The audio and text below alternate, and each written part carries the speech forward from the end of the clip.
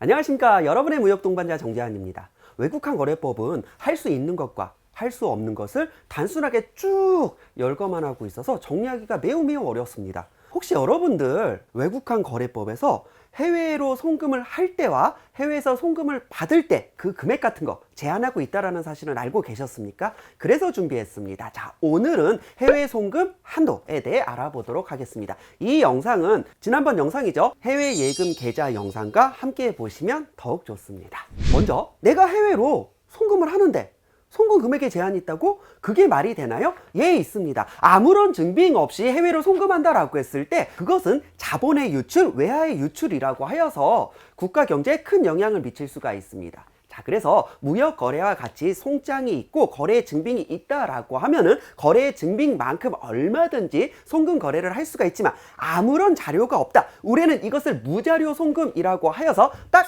하나만 기억해 주세요. 5,000불까지는 자유이고 5,000불이 넘어가는 시점에는 제한이 걸립니다. 한때는 소액의 한도가 1,000불이었다가 개정이 되면서 2,000불로 올라가고 또 개정이 되면서 3,000불로 올라가고 그리고 또 개정이 되어서 현재는 5,000불이 소액입니다. 외국환 거래 규정 4-2조를 보도록 하겠습니다. 4-2조 1항을 보시면 건당 미화 5,000불을 초과하는 지급 등을 하고자 하는 자는 외국환 은행의 장에게 지급 등의 사유와 금액을 입증하는 서류, 지급 등의 증빙 서류죠. 뭐 송장이 됐건 뭐가 됐건 어찌됐건 그 거래의 증빙을 제출하여야 합니다. 5,000불을 초과하는 경우에는. 아니 그런데 나는 정말 아무런 자료도 없지만 이런저런 사유로 외국으로 송금을 해야 되는 경우가 있습니다. 그렇다고 항상 5,000불 이내일 수는 없지 않느냐. 내가 한 1만 불, 2만 불 이렇게 한두 번 송금해야 될 일이 있는데 그럴 때마다 증빙을 제출하라고 하면 그것은 곤란하지 않느냐. 자, 그래서 두 번째 요건이 있습니다. 5,000불이 넘어가도 1년 5만 불까지는 자유롭게 할 수가 있습니다. 다만 거래 은행을 지정하고 거래 시의 은행원에게 이것이 어떤 거래인지에 대해 최소한의 설명 정도는 하여야 할 의무가 부여됩니다. 관련 규정을 보도록 하겠습니다. 외국환 거래 규정 4-3조 1항이고요. 거주자는 다음 각호의 1에 해당하는 경우 지급 등의 증빙 서류를 제출하지 아니하고 지급 등을 할 수 있다. 첫 번째, 이 규정에 따른 신고를 필요로 하지 않는 거래로서 다음 각호의 1에 해당하는 지급가 뭐예요? 연간 누계 금액이 5만 불 이내인 경우. 이미 앞서 봤듯이 건당 송금 금액이 5,000불 이내라고 하면은 자유롭지만 5,000불을 초과하는 경우에도 1년간 5만 불 이내라고 하면 자유롭습니다. 연간 누계 금액이 심지어 5만 불을 초과하는 지급이라고 하더라도 당해 거래 내용과 금액을 서류를 통해 외국환 은행의 장이 확인할 수 있는 경우, 심지어 5만 불을 초과하는 경우에도 증빙 서류까지는 아니더라도 거래 내용과 금액을 서면으로 확인을 시켜주면 됩니다. 1항 1호에 따른 1항 1호가 방금 배웠던 거죠. 5만 불 이내라면 자유, 1년간 5만 불이 초과하는 경우에는 서면으로서 거래 내용을 설명.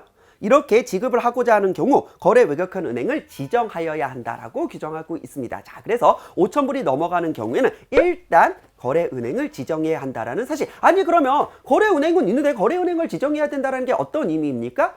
자신의 거래 은행을 가서 자기가 이렇게 외국환 거래를 하고자 하는데 여기를 거래 은행으로 지정하겠습니다 라고 하면은 은행원이 절차를 친절하게 알려줄 것이고요. 요즘은 워낙 인터넷 뱅킹도 잘 돼 있고 비대면으로 처리할 수 있는 것들이 굉장히 많기 때문에 인터넷으로 해외 송금을 할 때 은행 지정까지 함께 할 수 있는 경우도 있습니다. 자, 이것은 자신의 거래 은행과 확인하여 주시면 되겠습니다. 하지만 5만 불까지는 자유롭게 거래할 수 있고 5만 불을 초과하는 경우 서면으로 거래 내용을 설명을 하면은 그래도 거래를 자유롭게 할 수 있다라는 규정은 어디까지나 우리나라 거주자에 대해서만 적용이 되는 것이고요. 비거주자와 우리나라 외국인 거주자에 대해서는 조금 더 엄격한 규정이 적용됩니다. 자, 관련 규정을 알아보도록 하겠습니다. 외국환 거래 규정 4-4조 비거주자 또는 외국인 거주자의 지급이라고 하여서 1항 비거주자 및 외국인 거주자는 다음 각호의 1에 해당하는 자금의 취득 경위를 입증하는 서류, 즉 취득 경위 입증 서류죠. 이것을 제출하여 외국환 은행의 장이 확인을 받는 경우에 하나여 지급할 수 있다. 첫 번째, 비거주자 또는 외국인 거주자가 수령 또는 휴대 수입한 대외 지급 수단 범위 이내인 경우. 그리고 세 번째, 1항의 3호죠. 국내에서의 고용, 근무에 따라 취득한 국내 보수 또는 자유업 영위에 따른 소득 이 금액 정도에 대해서만 외국으로 지급을 할 수가 있고요. 이 항을 보시면 이러한 각호의 사유에 해당하지 않는 경우 비거주자 등은 이라고 했으니까 비거주자와 외국인 거주자를 의미합니다. 연간 미화 5만 불 범위 내에서 1항 3호에 지정거래 외국한 은행을 통해 지급할 수 있다. 아니 그러면 내가 무역거래 같은 것도 아니고 뭐 해외 유학을 간다, 해외 어학연수를 간다. 자, 그래서 외국으로 좀 송금을 해야 될 일이 있는데, 혹은 우리 뭐 가족이 해외로 공부를 하러 나가기 때문에 한국에서 해외로 생활자금이나 유학자금이죠, 이런 것을 계속 송금해 줄 필요가 있는데 1년에 5만 불은 좀 너무하지 않냐. 자, 이런 경우 어떻게 하느냐. 자, 해외여행 경비, 유학자금은 어떻게 송금해야 될까요? 법적으로 정의가 좀 필요합니다. 우리는 해외로 나가는 사람 30일 이내로 나간다? 그냥 배낭여행이죠. 30일 이내로 해외 출국하는 경우 배낭여행, 한 6개월까지는 단기 연수, 1년까지는 어학연수, 1년이 넘어가면은 유학이라고 보통 표현을 합니다. 아마 대부분 그럴 거예요. 하지만 외국항 거래법에서는 조금 더 심플하게 규정하고 있습니다. 외국항 거래법에서는 해외 체제 기간이 30일 이내라고 하면은 일반 해외 여행자, 30일을 넘어가면 해외 체제자, 6개월을 넘어가면 해외 유학생으로 구분합니다. 자, 그래서 외국항 거래법은요, 해외로 나가는 모든 사람들을 해외 여행자라고 하여서 그 기간에 따라 일반 해외 여행자, 해외 체제자, 해외 유학생으로 구분하고 있구나. 일단 이 정도 개념을 넣어 두시고요. 자, 어찌 됐건 해외 여행자라고 하면은 사유가 있는 거죠. 공부를 하러 가건 놀러를 가건 어쨌든 사유가 있는 겁니다. 직접 외국으로 휴대 반출하거나 우리나라 은행을 통해 지급할 수 있고, 유학원이나 여행사 등을 통해 대신 송금을 할 수도 있습니다. 자, 다음 그 중에서도 해외 체제자나 해외 유학생의 경우에는 반드시 은행을 지정하고 해외로 송금하기 위하여 첫 해는 뭐 입학증, 합격증 이런 증빙서류를 제시해야 되고, 매년 재학증명서나 성적증명서를 통해 해외에서 공부를 하고 있음을 입증을 해야만 해외 송금을 할 수 있습니다. 자, 우리는 이것을 실무적으로 해외 유학생 송금 계좌라고 표현합니다. 사실 해외 유학 같은 경우에는 학비와 생활비를 더하며 뭐 1년에 10만 불까지도 갈 수 있기 때문에 반드시 이런 증빙을 통해 해외 유학생 계좌를 통해 송금을 하여야만 합니다. 자, 물론 해외 체제를 할 때 은행을 통해 지급하거나 직접 들고 나가는 방법도 있지만, 요즘은 뭡니까? 하도 신용카드가 잘 돼 있고 체크카드도 잘 돼 있고, 특히 요즘 신용카드나 체크카드 중에서는 해외에서 결제를 했을 때 수수료가 없는 경우도 있기 때문에 작정하고 유학을 가는 경우가 아니면은 한 몇 개월 정도 가는 경우에는 그냥 카드를 들고 나가는 경우도 있습니다. 외국항 거래법에서는 당연히 이렇게 직접 우리가 카드를 들고 나가서 해외에서 결제하거나 해외에서 출금하는 것도 허용하고 있습니다.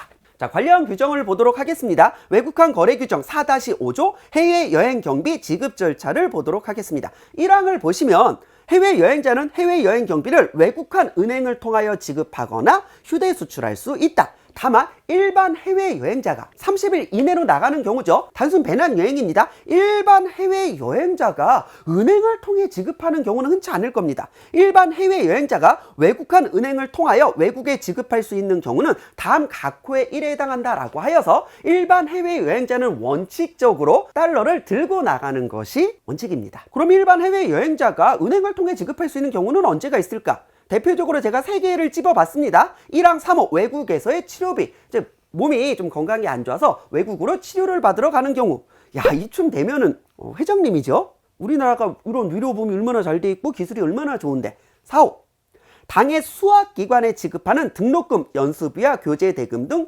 교육 관련 경비. 요즘은 초단기 연수라고 해서 2주나 4주짜리 연수도 많습니다. 이 경우에는 유학원을 통해 송금하는 경우가 대부분이지만 은행을 통해 직접 송금할 수도 있습니다. 6호 외국에 소재한 여행업자, 숙박업자, 운수업자에 대한 해외여행 경비의 지급. 요즘은 우리나라에 있는 그런 가격 비교 사이트를 통해 직접 결제를 하면 되지만, 글쎄요, 해외 사이트에서 예약을 하고 해외로 직접 송금을 하거나 해외 호텔에 직접 전화로 예약을 한 다음에 송금을 한다? 뭐 그런 경우가 흔치 않겠지만 그런 것들이 가능합니다. 자, 2항을 보겠습니다. 해외 체제자 및 해외 유학생이 해외여행 경비를 지급하고자 하는 경우에는 거래 외국한 은행을 지정하여야 하며, 은행의 지정 절차는 앞서 설명을 드렸습니다. 해외 체제 또는 해외 유학을 입증할 수 있는 서류를 제출하여야 하고, 다만 해외 유학생은 매해 그렇게 송금을 하여야 하니까 해외 유학생은 이후에도 매 연도별로 외국 교육기관의 장이 발급하는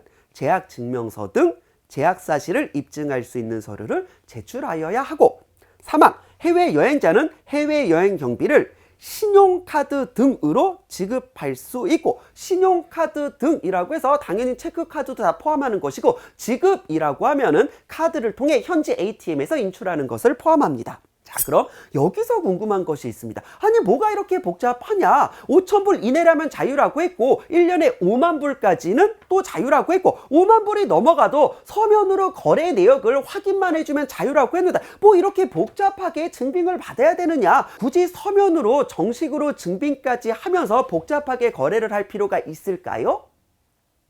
이것은 맞는 말일 수도 있고 틀린 말일 수도 있습니다. 특히 이렇게 무역 거래라고 하면 송장 등의 정식 서류를 제출을 하고, 대부분은 이제 해외 여행자에 대해 송금을 할 때 굳이 이렇게 은행을 지정하고 증빙을 제출하면서까지 송금을 해야 되는 이유는 무엇일까요?